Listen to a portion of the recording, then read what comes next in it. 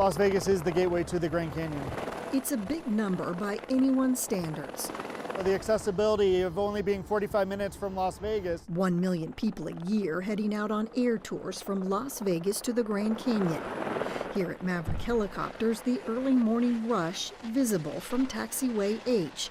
Brian Croton is Vice President of Marketing. You're talking thousands of jobs and tens of millions of dollars from the aerial tourism market to the Grand Canyon. But some conservationists worry the canyon is in danger. Primary threat is below the surface. From the very industry that helped develop the western United States, mining. I can't really hold them accountable for way back then. It was driven by the opportunity to make some money, to get rich. Yeah, this is it. Meet Roger Clark with Grand Canyon Trust, a nonprofit dedicated to protecting the air, water, and wildlife here. He says despite a 20-year ban on new mining claims near the Grand Canyon, a handful are grandfathered in and now slowly reopening. This is the Canyon Uranium Mine, 6 miles from the pristine vistas of the national park. Clark calls it a zombie mine. It was permitted to go forward and then it shut on its own accord. It opened again. In recent years, it closed again, and so it kind of has a life of its own. It's a mine that refuses to die. As the primary fuel for nuclear reactors, the outlook for the uranium industry is strong. It's expected Canyon Mine could begin hauling material as early as next year.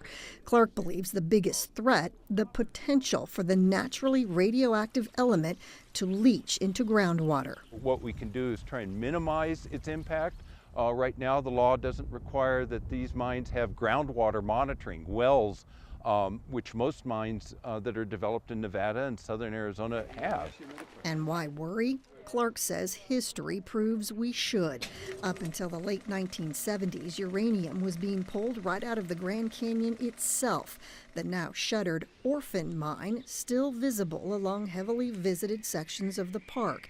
Warning signs keeping tourists away from contaminated land. The Park Service has paid $15 million to decontaminate the soil on the surface and to remove all the equipment.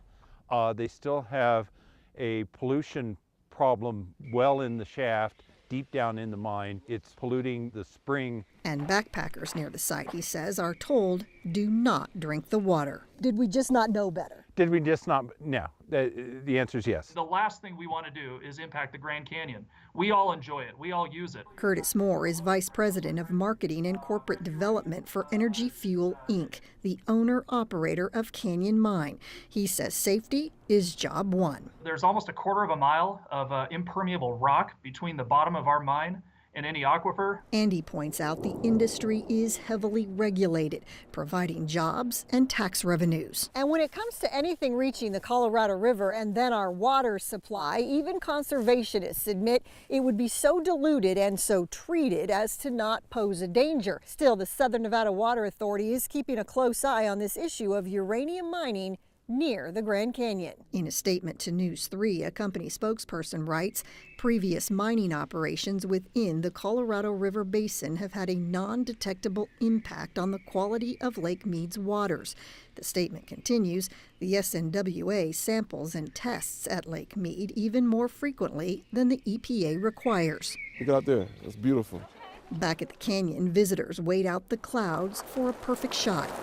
We should reserve this for ourselves and for the future of generations to come. A natural wonder that never disappoints. Every time I come, it's something totally different. Even while Clark continues working behind the scenes. There's too much at stake here. Asking that this be the spot where mining draws a line. We're not against nuclear power at all. We're not arguing against that. We're just saying that, there's some places that you shouldn't mine uranium. And according to Grand Canyon Trust, either the president or Congress could act to limit uranium mining in the Grand Canyon, making that 20-year ban, for instance, permanent.